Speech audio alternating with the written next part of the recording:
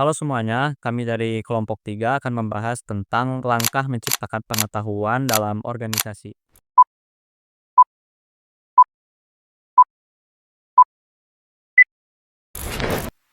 Pengetahuan merupakan aset strategis dalam organisasi modern. Penciptaan pengetahuan memungkinkan organisasi untuk berinovasi, meningkatkan daya saing, dan memperbaiki kinerja bisnis. Dalam konteks sistem informasi manajemen, penciptaan pengetahuan seiring dikaitkan dengan pengelolaan data dan informasi yang sistematis guna menghasilkan wawasan yang berharga. Salah satu model utama dalam penciptaan pengetahuan adalah model SECI, yaitu Socialization, Externalization, Combination, dan Internalization, yang dikembangkan oleh Nonaka dan Takeuchi. Model ini menjelaskan bagaimana pengetahuan dalam organisasi dapat dikembangkan, dimanfaatkan untuk mendapatkan nilai tambah. Baik, selanjutnya ada model penciptaan pengetahuan by Nonaka dan Takeuchi. Yang model penciptaan yang pertama yaitu sosialisasi atau socialization, teach ke teach, di mana transfer pengetahuan dari individu ke individu lainnya melalui interaksi sosial, contoh mentorship, diskusi informal, pelatihan berbasis pengalaman, dan lain-lain. Model penciptaan pengetahuan yang kedua adalah eksternalisasi, dari tacit ke eksplisit, di mana mengubah pengetahuan yang tersembunyi menjadi eksplisit agar dapat dibagikan. Contoh pembuatan laporan dokumentasi SOP, pembuatan tutorial, dan lain-lain. Model penciptaan pengetahuan yang selanjutnya yaitu kombinasi atau combination, dari eksplisit ke eksplisit, di mana menggabungkan berbagai sumber pengetahuan eksplisit untuk menciptakan wawasan baru. Contoh analisis big data, penyusunan strategi bisnis berdasarkan laporan keuangan, dan penggunaan sistem informasi manajemen.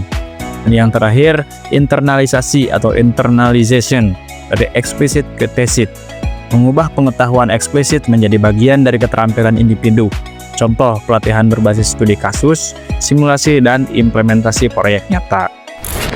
Lalu selanjutnya studi kasus penerapan penciptaan pengetahuan di Toyota. Latar belakang, Toyota adalah salah satu perusahaan otomotif terbesar di dunia yang dikenal dengan sistem produksi unggulnya Toyota Production System. Keunggulan ini didukung oleh penerapan manajemen pengetahuan yang sistematis untuk meningkatkan efisiensi dan inovasi. Di sini saya akan menjelaskan tentang implementasi dari Toyota. Yang pertama itu ada sosialisasi, yaitu Toyota saat ini ataupun dari dulu menerapkan konsep Genshi Gonbutsu, yaitu mendorong para manajer dan insinyur untuk turun langsung ke lapangan untuk mengerjakan atau guna memahami permasalahan produksi, yaitu dengan para pekerja senior itu membimbing pekerja junior melalui sistem mentorship langsung ke lapangan. Kemudian yang ketiga, kombinasi. Data dari berbagai bagian produksi dikumpulkan dalam sistem informasi perusahaan. Toyota menggunakan sistem Enterprise Resource Planning untuk menganalisis data produksi dan meningkatkan efisiensi. Yang keempat, internalisasi. Setiap karyawan diwajibkan untuk menjalani pelatihan secara berkala agar memahami standar kerja Toyota. Setelah membaca dan mempelajari SOP, karyawan menerapkan pengetahuan tersebut dalam pekerjaan sehari-hari.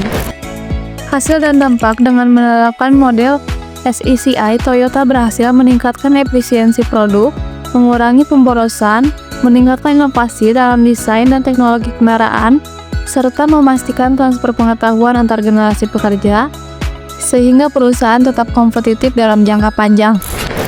Jadi, kesimpulan dari materi ini yaitu penciptaan pengetahuan dalam organisasi bukan hanya tentang mengumpulkan informasi, tetapi juga bagaimana informasi tersebut diolah dan digunakan untuk meningkatkan kinerja. Model SECI dari Nonaka dan Takeuchi memberikan kerangka kerja yang sistematis untuk memahami bagaimana pengetahuan dapat diciptakan, dibagikan, dan digunakan dalam organisasi.